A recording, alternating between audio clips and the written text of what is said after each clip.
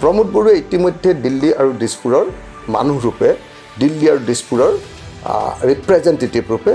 বড়ো মানুহৰ স্বাধিকাৰৰ প্ৰশ্নটো কিমান কমাব পাৰি তাৰ কাৰণেহে কাম কৰিছে যি সময়ত আমি বডোফা উপেন্দ্ৰনাথ ব্ৰহ্মৰ কথা কৈছিলোঁ যি এখন ছেপাৰেট ষ্টেটৰ কথা কৈছিলে আনকি বড়োসকলৰ এটা পাৰ্টে ছেপাৰেট ছভৰেইন ষ্টেটৰ কথা কৈছিলে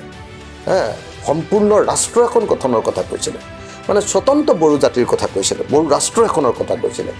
সেই জাতিৰ লিডাৰ এতিয়া প্ৰমোদ বড়োৱে যি ধৰণে মানে হিমন্ত বিশ্ব শৰ্মাৰ হাতৰ ওচৰত চাৰেণ্ডাৰ কৰে প্ৰমোদ বড়ো ডাঙৰীয়া আপোনাৰ স্বজাতিৰ মানুহক খেদি লৈ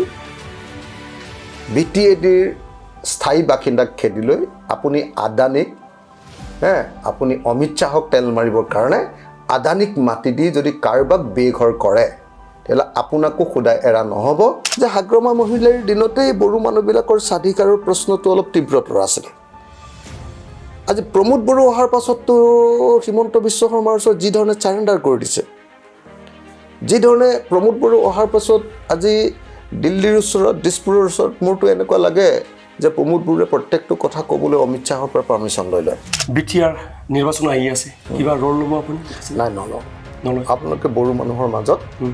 নিজৰ শাসন ৰাখক বিজেপি কংগ্ৰেছ কাকো সোমাবলৈ নিদিব যি কাজিয়া লাগে নিজৰ ভিতৰত কৰক যি ভাল হয় বেয়া হয় দালালি কৰিলেও নিজৰ ভিতৰত কৰক যি পইচাকেইটা বিক্ৰী দিলে যায় সেইকেইটাকে বাহিৰৰ হিমন্তহঁতক খাব নিদিব তো ATM বনাবলৈ নিদিব BTRটো হিমন্তৰ মই অসমবাসী ৰাইজক জনাব খুজিছোঁ যে যেতিয়াই সুযোগ পাওঁ তেতিয়াই বিধানসভাত মই এটা প্ৰস্তাৱ আনিম কোন ডিভাইচত আনো কথাটো পাতি ল'ব লাগিব কোনটো আমাৰ ৰোলত আনিব লাগিব কথাটো পাতি লৈ যে উপেন্দ্ৰনাথ ব্ৰহ্ম বডোফা আমাৰ বড়ো জাতিৰ পিতৃ উপেন্দ্ৰনাথ ব্ৰহ্মক ভাৰত ৰত্ন দিব লাগে